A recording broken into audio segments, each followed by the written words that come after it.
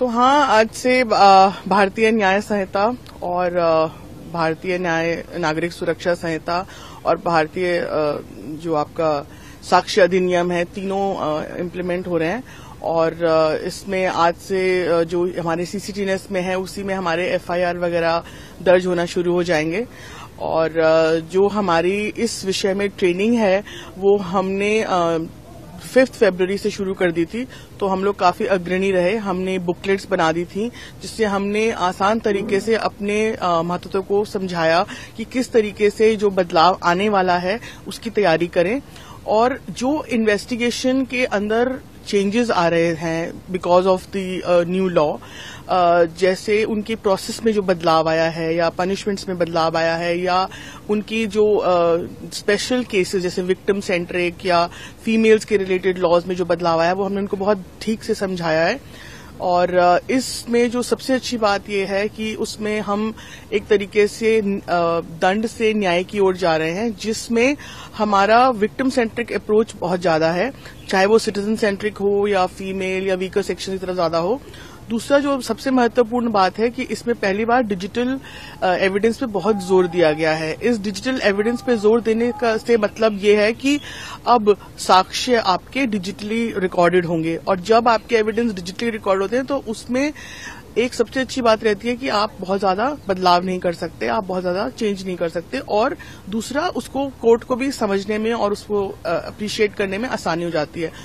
दूसरी बात यह है कि फोरेंसिक एक्सपर्ट्स का जो रोल है वो बढ़ाया गया है, तो इससे जो एक एक्सपर्ट का आना होता है, इन्वेस्टिगेशन में इन्वॉल्व होना होता है, उससे आयु के लिए और आसानी बढ़ जाती है कि वो उसी चीज को बेहतर तरीके से कोर्ट में पेश कर सकता है। और एक एक्सपर्ट भी आके कोर्ट में बयान दे सकता है जो कि पुलिस के फेवर में या जो विक्टिम के फेवर में बात जाती है।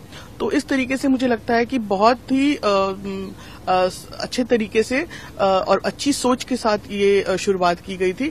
और दिल्ली पुलिस ने बहुत पहले ही अपनी ट्रेनिंग शुरू कर दी थी। तो आज की तारीख में हमने सबसे पहले क्या किया था कि अपने जो एकदम कटिंग एज आईओज हैं जो थानों में और स्पेशल फोर्स यूनिट्स में केस रजिस्टर करते हैं और उनकी इन्वेस्टिगेशन करते हैं, उनको हमने पहले ट्रेन किया और उनके लिए बड़ी एक्सटेंसिव और इंटेंसिव कोचिंग करी। जो 5 दिन तक वो हमारे साथ अपने 5 अलग 4 जगह जो हमने निर्धारित करी थी वहां उन्होंने हमारे साथ ट्रेनिंग करी। और इस ट्रेनिंग में हमने उनको बताया कि तीनों जो लॉज हैं उसमें क्या बदलाव आया है, किस किस तरीके से जो डिजिटल एविडेंस है उसे कैसे कलेक्ट करना है, क्या करना है। और आगे जब दिल्ली पुलिस ने एक ऐप भी बना दिया है तो वो जो ऐप को भी कैसे यूज करना है उसकी भी ट्रेनिंग हम दे रहे हैं।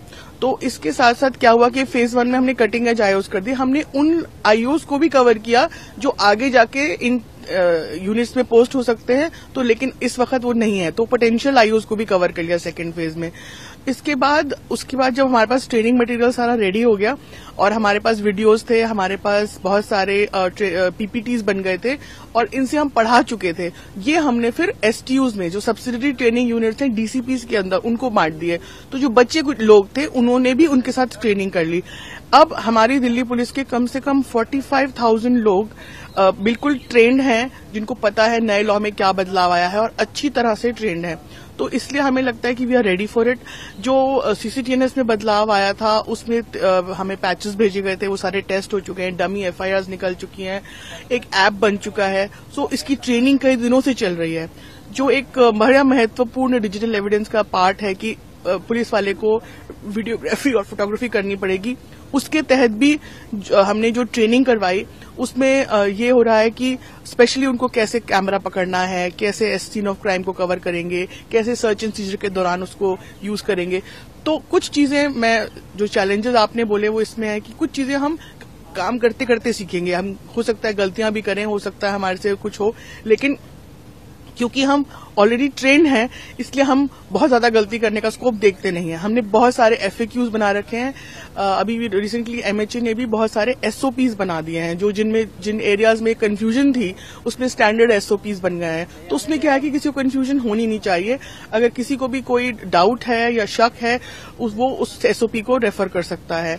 हमने एक टीम बना रखी है अपने ट्रेनिंग डिपार्टमेंट में, जहां पे अगर किसी को कोई डाउट होता है किसी पर्टिकुलर चीज के बारे में, या वो समझ नहीं रहा है कि किस तरीके से मैं इसको प्रैक्टिकली उसका पालन करूंगा, तो उसके लिए भी हमने एक टीम बना रखी है जो वो उनके जवाब दे देते हैं मुश्किल प्रश्नों के, जैसे FAQs बोलेंगे हमने उनकी आसान तरीके से वो किस तरीके से अपना जो नॉर्मल इन्वेस्टिगेशन है वो कैरी कर सकें। जैसे कैसे पहले IPC के नंबर अलग थे, अब हमारे सेक्शंस के नंबर बदल गए, तो हमने एक ये बड़ी आसान सी पुस्तिका बनाई है जो कि आराम से आपकी जेब में जा सकती है।